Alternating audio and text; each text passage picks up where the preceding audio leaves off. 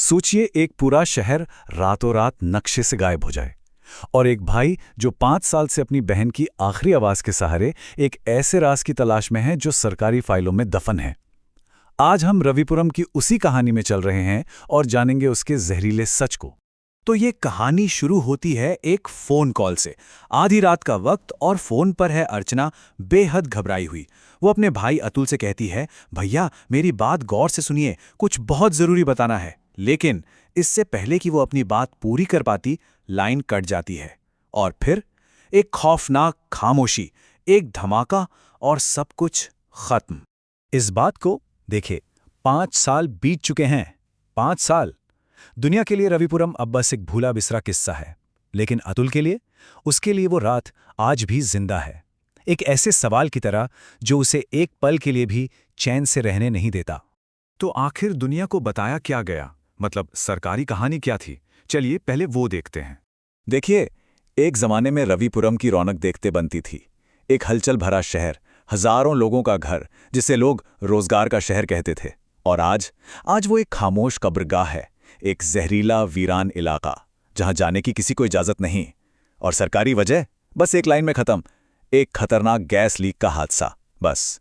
और इस कहानी के बीच में है अतुल। 5 साल से उसे हर रात एक ही सपना आता है। सपने में उसकी बहन अर्चना आती है, लेकिन वो अर्चना नहीं लगती। एक ज़ॉम्बी जैसे रूप में वो उससे भीख मांगती है, कहती है, हमें आज़ाद करो। अतुल को यकीन है ये सिर्फ सपने नहीं हैं, ये एक इशारा है कि जो बताया गया वो सरासर झूठ था।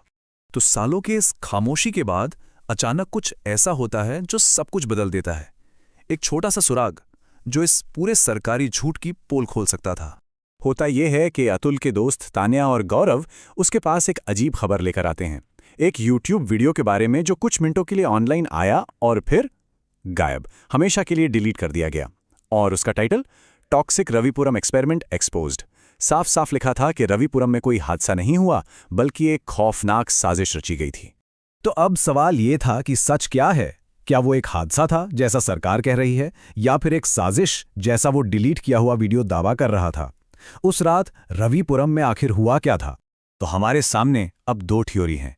पहली, ऑफिशियल कहानी, एक जहरीली गैस लीक हुई, सैकड़ों लोग मारे गए। और दूसरी, छिपी हुई सच्चाई, एक गुप्त एक्सपेरिमेंट हुआ जिसमें इंसानों को चलती फिरती लाशों में बदल दिया गया। अब अतुल के लिए रास्ता बिल्कुल साफ था। उससे अपने सपनों का मतलब समझ आ रहा था। उसने अपने दोस्तों तान्या और गौरव के साथ मिलकर एक खतरनाक फैसला लिया। वो लोग सरकार के बनाए सारे नियम तोड़कर उस प्रतिबंधित शहर रविपुरम के अंदर जाएंगे, सच का पता लगाने और अपनी बहन को ढूंढने। और बस वो तीनों निकल पड़ते हैं उस शहर की तरफ जिसे दुनिया ने भुला दिया था, जहां अब सिर्फ खामोशी और मौत का पहरा था। उन्हें अंदाजा भी नहीं था कि उस शहर के अंदर जो हकीकत उनका इंतजार कर रही है, वो उनके बुरे से बुरे सपने से भी कहीं ज्यादा डरावनी है। रविपुरम में घुसते ही उन्हें एक अजीब सी चीज महसूस हुई। ऐसा लगा जैसे वक्त जम गया हो। घरों के बाहर तार पर कपड़े अब भी सूख रहे थे, मेजों पर खाना वैसे का वैसा पड़ा सड़ रहा था, हवा में एक अजीब सी बदबू थी, और इन सब के ऊपर एक डरावनी खामोशी। ऐसा सन्नाटा जैसे यहां कभी कोई रहता ही नहीं था। और फिर वो खामोशी टूटती है एक आहट से, और उनके सामने वो चीज आ खड़ी होती है जिसके बारे में उन्होंने सिर्फ उस वीडियो में सुना था। एक ज़ॉम्बी जिसका मांस फटा हुआ था, आंखों से खून बह रहा था, और जिसकी ताकत इंसानों वाली नहीं थी। अब वो साजिश वाली थ्योरी सिर्फ थ्योरी नहीं रही थी, वो एक जानलेवा हकीकत बनकर उनके सामने खड़ी थी। वो हमला इतना अचानक और वहशी था कि किसी को संभलने का मौका ही नहीं मिला। उस चीज ने तान्या पर हमला कर दिया और पलक झपकते ही सब खत्म हो गया। अतुल और गौरव के होश उड़ गए। उनके पास सोचने का भी वक्त नहीं था, बस एक ही रास्ता था, अपनी जान बचाने के लिए भागो। भागते भागते वो दोनों उसी केमिकल फैक्ट्री के खंडरों में जा छिपे। हर तरफ मौत की महक, और तभी उन्हें अपने सारे सवालों का जवाब मिलने वाला था, पर उस इंसान से जिसकी उन्होंने कल्पना भी नहीं की थी। अंधेरे से एक साया निकला। वो अर्चना थी, अतुल की बहन। उसका रूप बदल चुका था, वो भी उन्हीं में से एक बन चुकी थी, लेकिन उसकी आंखों में अब भी एक चमक थी, इंसानियत की। जैसे वो अपनी पूरी ताकत से, अपनी इच्छा शक्ति से खुद को वो जानवर बनने से रोक रही हो। अतुल का सपना सच था। और फिर अर्चना ने वो पूरा राज खोला। उसने बताया कि इस फैक्ट्री में कोई दवा नहीं बल्कि एक सीक्रेट प्रोजेक्ट चल रहा था, इंसानों को ज़ॉम्बी बनाने का। पर एक्सपेरिमेंट फेल हो गया, बुरी तरह से। जो नए ज़ॉम्बी बने उन्होंने अपने ही बनाने वालों पर हमला कर दिया। और जब बात सरकार के हाथ से निकल गई तो उन्होंने इस राज को हमेशा के लिए दफनाने का फैसला किया। कैसे? पूरे शहर पर बम गिराकर।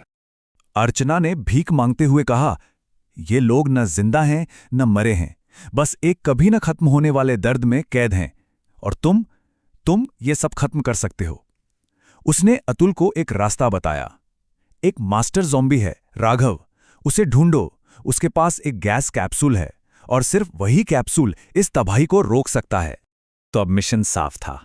अतुल और गौरव दोनों फैक्ट्री के और भी गहरे और भी अंधेरे हिस्से की तरफ बढ़ चले, जहां इस कहानी का सबसे खौफनाक मोड़ उनका इंतजार कर रहा था।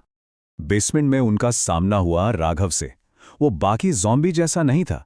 वो सोच सकता था, बोल सकता था, और इसीलिए वो सबसे ज्यादा खतरनाक था। एक भयानक लड़ाई हुई। जैसे तैसे अतुल ने वो कैप्सूल हासिल किया, लेकिन तभी राघव ने गौरव को मार डाला। अतुल अकेला उस कैप्सूल के साथ बाहर की तरफ भागा, लेकिन बाहर जो उसने देखा उसने उसकी आत्मा तक को कंपा दिया। उसके सामने खड़े थे तान्या और गौरव। अब वो भी ज़ॉम्बी बन चुके थे, और उनके पीछे थी अर्चना।